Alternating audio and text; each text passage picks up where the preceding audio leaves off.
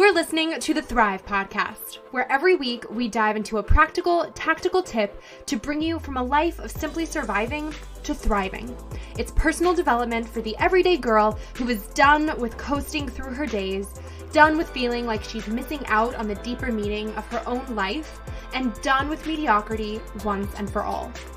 Because it's not enough to simply survive. You deserve to thrive.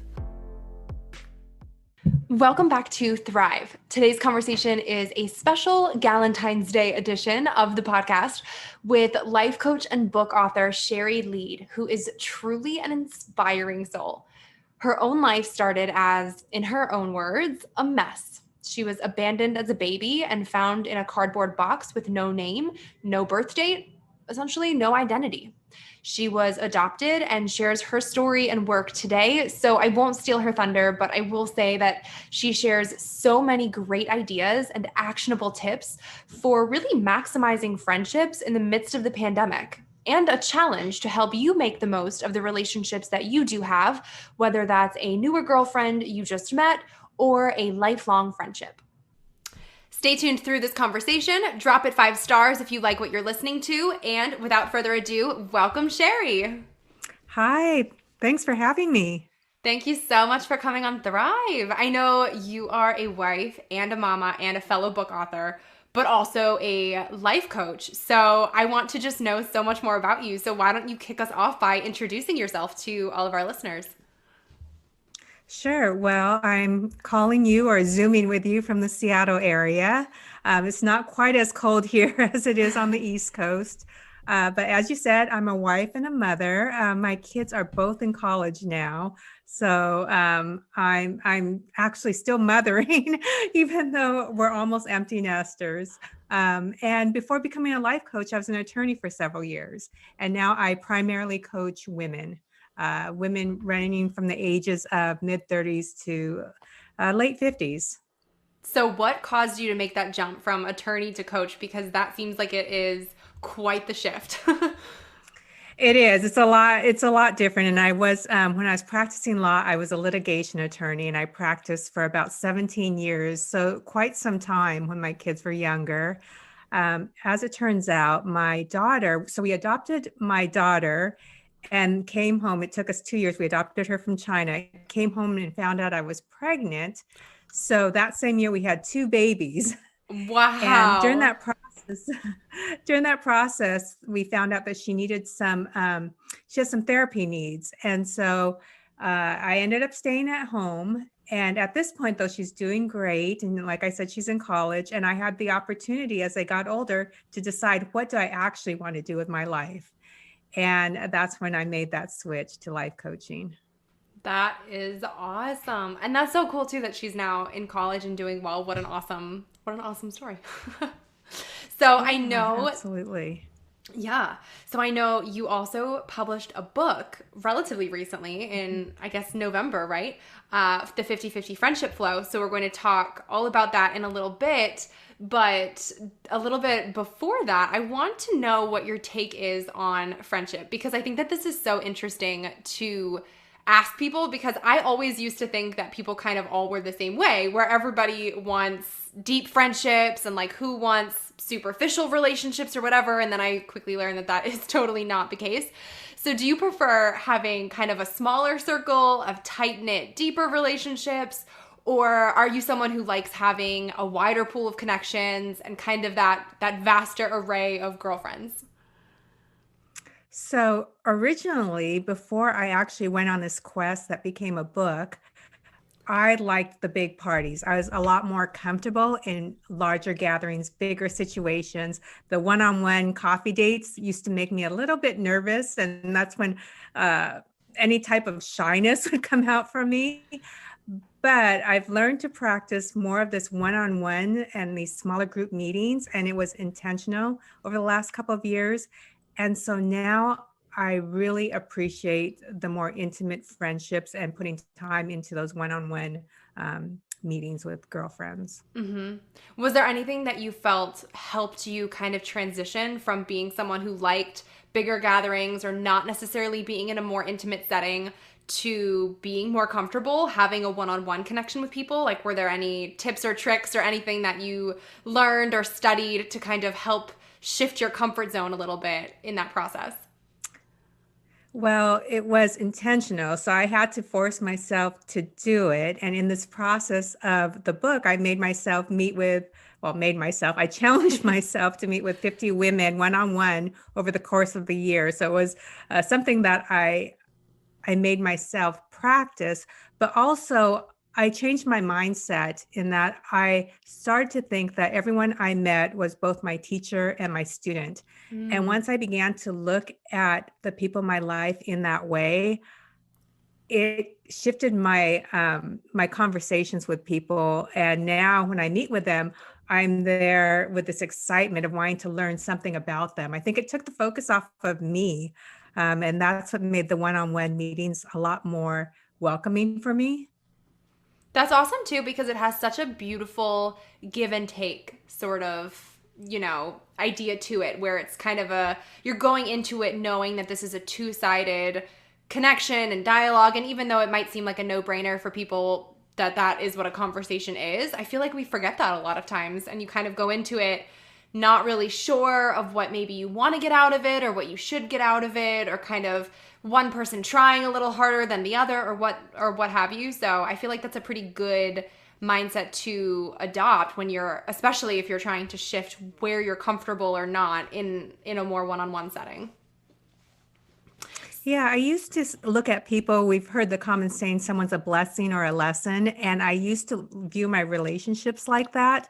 But taking it to teacher and student instead gives it a lot more of a positive feel to it. And it's kind of sets the tone for the relationship as opposed to looking back on a relationship and having this sort of judgment over the relationship.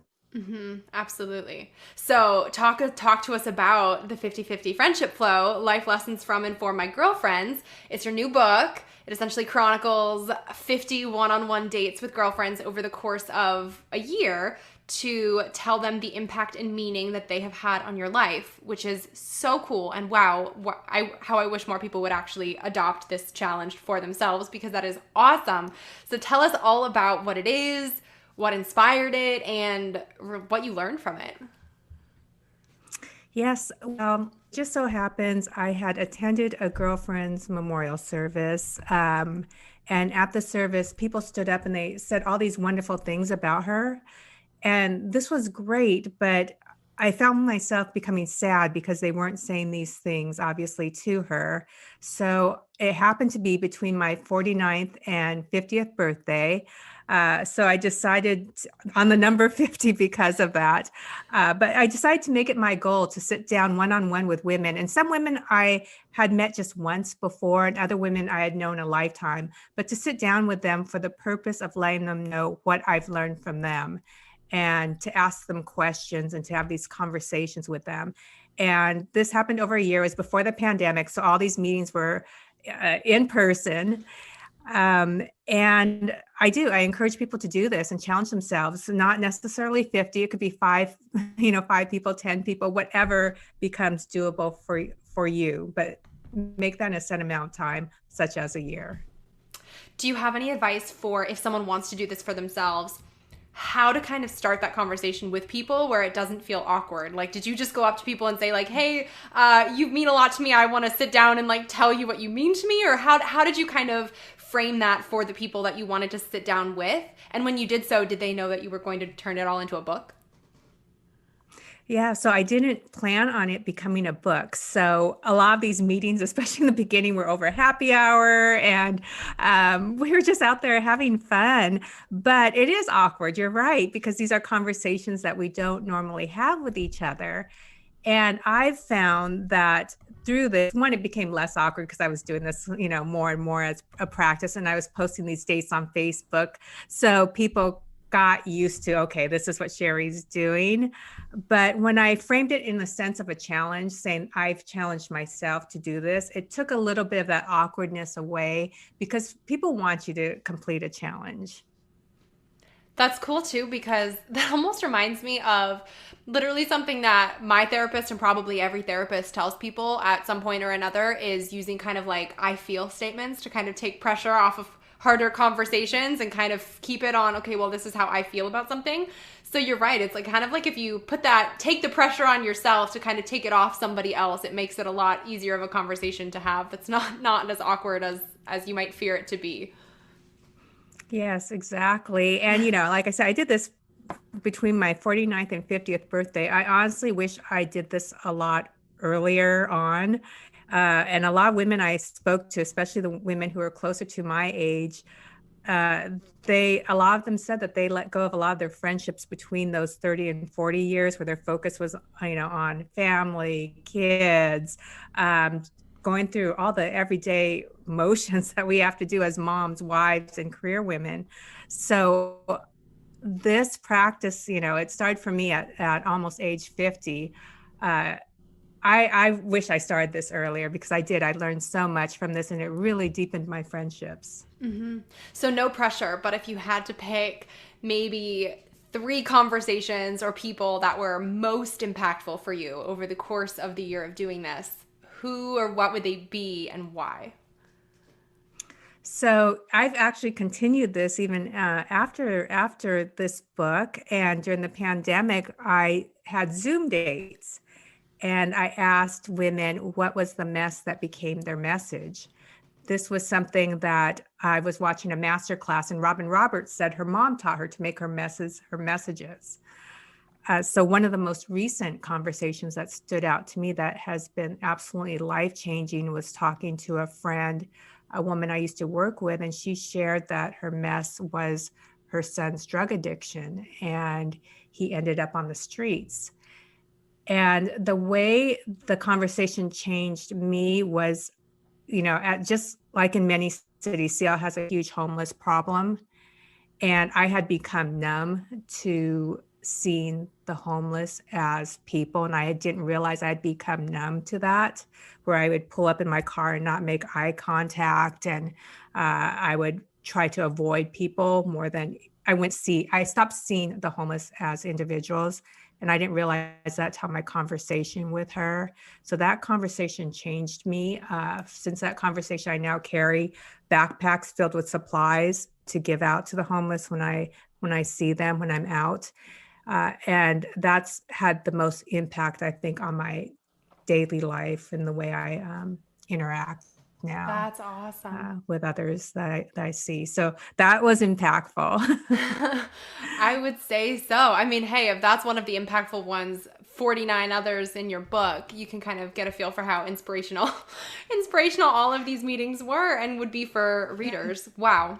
Yeah, and even, there's you asked for three, and I have two others that are quick and aren't Yeah, as please. maybe as deep. But one was a woman named Tracy, and I actually knew her sister, and I knew of her, but met her for the first time at her niece's graduation party, and she greeted me with so much warmth that I thought, wow, this is the way I want to greet people. I never thought about that greeting, how it sets the tone for a friendship. And since meeting her, that's the way I now greet people. I greet them as they're already my friend. And I honestly think that set the tone for a lot of friendships that would taken a little while to kick off, or maybe never would have gone off the ground, but for the way that I now greet people. So that was one lesson. And, I think that a big one for a third lesson, actually, I mean, they're all so different. And it's really interesting too, because I wasn't planning for this to be a book, but I wrote this in the order that I met these women, because you realize that everyone brings something to you and there's not one that takes priority over another. But big lesson for me came from my daughter. And she and I are very different than each other. And she's actually very different than the rest of our family. She's creative and artistic, and the rest of us aren't. We're very linear in the way we think. We do things kind of checklist, style. And she thinks outside the box, and a standard school situation doesn't work the best for her. But what she has taught me is that it's her own journey. And as her parent, I can't I can't adopt her journey. I mean, I could support her, but I don't own her. So I can't control her journey. And that a lot of times when I'm upset as a parent, it's because she's not following my journey for her as opposed to recognizing that this is her own journey. So she taught me a lot about myself. And when I get upset over things, a lot of times it's because people aren't following what I want, as opposed to recognizing that everyone has their own journey and being supportive as opposed to inserting myself into their stuff. That's so true, but I mean, like, holy introspection and self-awareness that, like, I hope that everyone listening just kind of can take a second to appreciate that and try to adopt that in their own life, because I am 100% positive that you are not alone in doing that as a parent, as a friend, as a partner. Like, I think we all have tendencies to kind of project our own expectations onto other people and then get upset if real life isn't actually matching up to that, forgetting that it was in fact our own expectation or our own thing that we're putting on somebody else, which isn't necessarily fair to them or to us. So I think that that's a really powerful piece of introspection that you pulled from all of that. Yeah, so that's been pretty life-changing. And just even in friendships too, when I feel myself getting a little upset, I think, okay, wait a second here. Why am I upset? If I take myself out of this equation, is it, and look at this more objectively, what am I upset about? Yeah.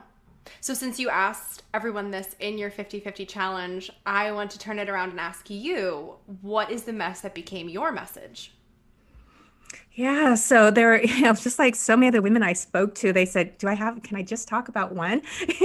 And you realize that your life, that's what our life's about, right? So many messes. And that's how we are able to get to the next level or the next step and learn things. And so the second round, this mess to message, I'm writing it now, decided that my mess was going to be actually my adoption. So I'm also adopted. And, so I did some looking back and realized that my life started out basically as a mess. I was abandoned in South Korea, and I was found in a cardboard box without any identifying information. And so I spent a lot of my life trying to find identity. As I look back on my life, I realized that now that there was a big hole, like I don't have my birth date, I don't have a birth name.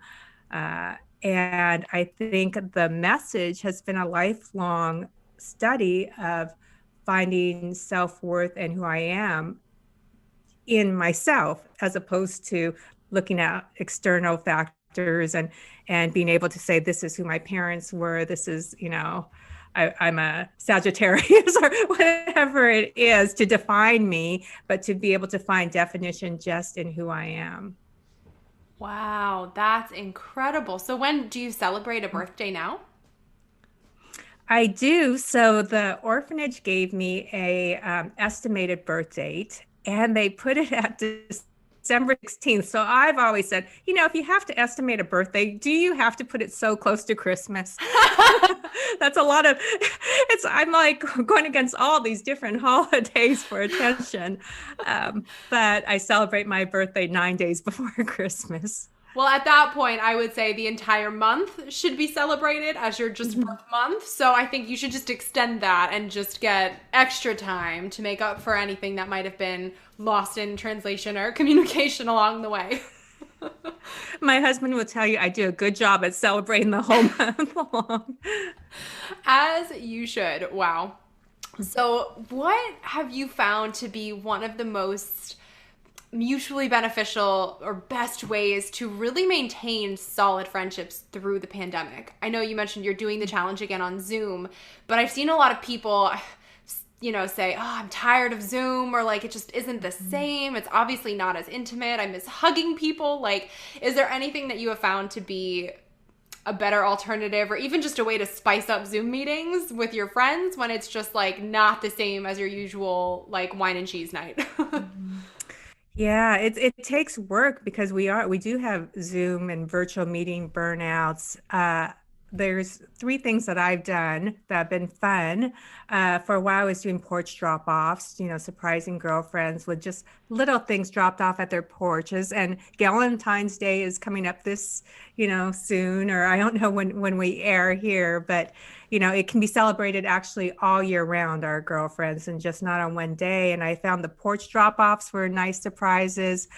Another idea was cooking the same meal and having a party together with the same meal, and That's cute. sharing recipes ahead of time so you have the same meal. It'll look different, which is kind of funny, with everyone making it.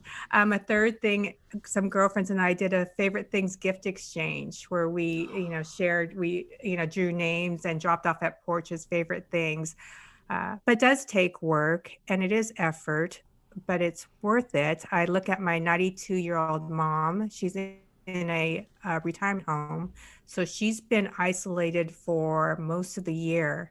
She has a group of girlfriends from her childhood that they call themselves the 7-Ups because there are 7 of them, but now there's 4 left. And they're all in retirement homes, all have been isolated, but because of their friendships, every night they talk to each other on the phone. So that's kept them through this difficult pandemic, is those connections, even at 92. And they don't Zoom, they talk on the phone. But it just hit home to me how, even though it's effort and we're burned out, this is an investment that we're making, and it helps us ride through these storms. Absolutely. I know too, you are obviously a life coach also. And you believe strongly in helping people get closer to happiness and really feel happy in their life. Do you believe more in finding happiness or creating it? I've seen 2 different kind of schools of thought with this, and it's always been really interesting to me. So I would love to hear your thoughts on that. I like the word creating because it gives you the control. Finding, for me, that just conjures up, well, it might happen, it might not. I might find it, I might not. And it's kind of outwardly focused, where creating it is very inwardly. It's something we can do. And I believe, I actually had to have a certificate in happiness from the Happiness Studies Academy. And it's a class that started out at Harvard, and it's this positive psychology movement. But all of these experiments and research experiments show that relationships are one of the key factors in achieving happiness, and everyone's ultimate goal in life is happiness. It's not the cars, it's not the possessions, it's not the titles, it's happiness.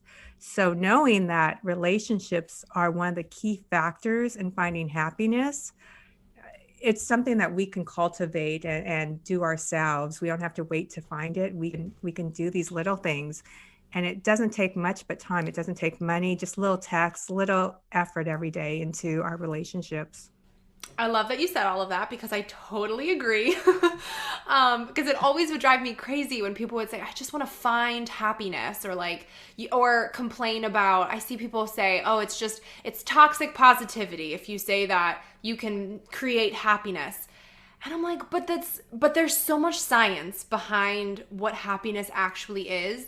And there is so much proof that although obviously you cannot control everything in life, you cannot control things that happen to you in your life, you can control your perspective and the attitude that you take towards it. And you can control a lot of the little choices that you make in your day to bring you a little bit closer to feeling happy, or to have you not feeling that happy, depending on what you are thinking about and what you're dwelling on. So I think you're absolutely spot on, I think, in that we have a lot more power than we oftentimes give ourselves credit for in terms of feeling a little bit better, even if and also I love that you called out that it takes action and it takes effort and it takes intention. It's not just like you're walking along and something hits you on the head like, hello, happiness, here you go.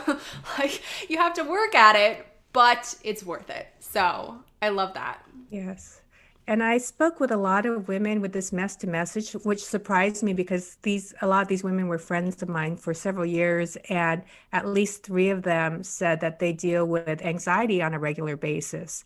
And so it does take them effort to, get up, and it's harder for them. And I get that, so I don't want to say happiness is easy to achieve if you just try, because it's not. I know it's harder for a lot of people, but there's also this idea of synthetic happiness. I don't know if you've heard of that before, but basically it's like you can create happiness by doing things that make you happy. And at some point you start responding in a happy nature. So it's almost like fake it till you make it. Mm-hmm.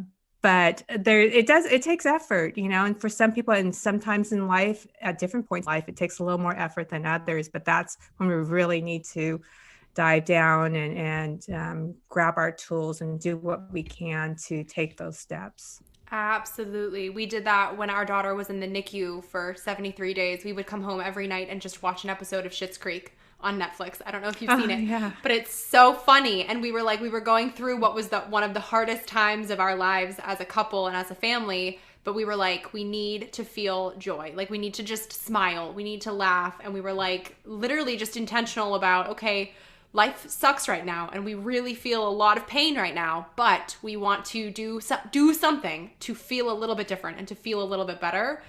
And it worked. So I highly recommend people make like a joy list or have like a little happy list that you literally keep a note on your phone or a post-it note on your mirror of a couple of things that make you happy, so that if you are needing a little pick-me-up, it could be like a specific song or like a specific drink order at your favorite restaurant or whatever, where you have like a specific thing you can go back to when you need a pick-me-up that will make you happy in that moment.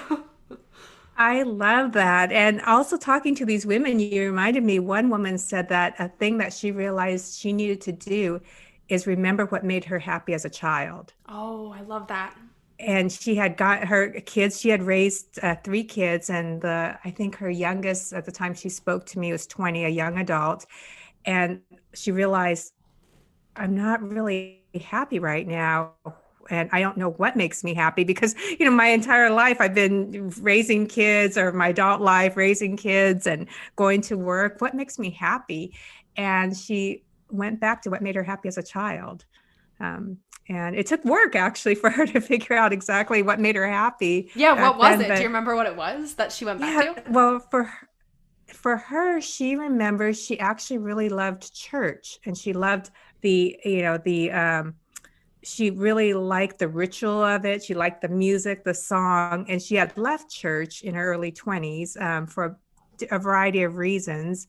But she realized as an adult, that's something that made her happy. So she found a church that matched what she wanted and what she believed in, and started attending. And she got some of that joy back, which also reminded her that she loved art. And so she started attending art functions and art galleries and things like that she had let go of when she became too busy, or when art became something that couldn't make money. That's awesome. So what's something that you think every listener can do as soon as they're done tuning into this podcast to bring more happy into today? I think every listener could make a list of 5 friends and make a commitment to reach out to those 5 friends, whether it be on a virtual date or in person, one-on-one, or drop off a note, with a little gift on somebody's porch. But 5 friends that they'll commit to meeting with over the course of the next 6 months, for the purpose of sharing with that friend what lesson they've learned. I love that. I hope everybody just wrote that down, because you've got it to do for after today.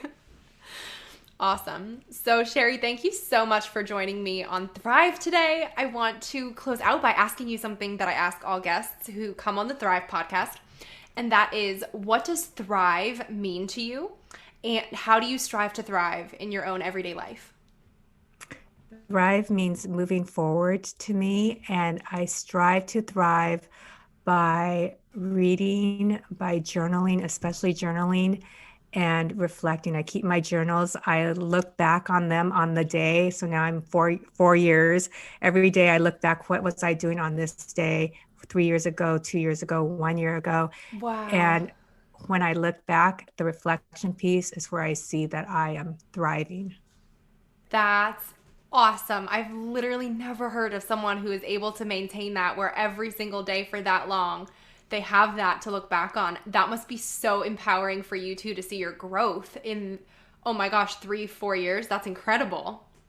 It is amazing, especially who would have thought that after 50 I'd still be growing or I'd publish my first book at age 50. I mean, it's pretty remarkable to see that we at every single age, we keep growing, we keep thriving, we keep changing. That's awesome. I love that. Well, thank you so much again. Tell us all where people can find you online to connect and where people can get their hands on a copy of the 50/50 Friendship Flow.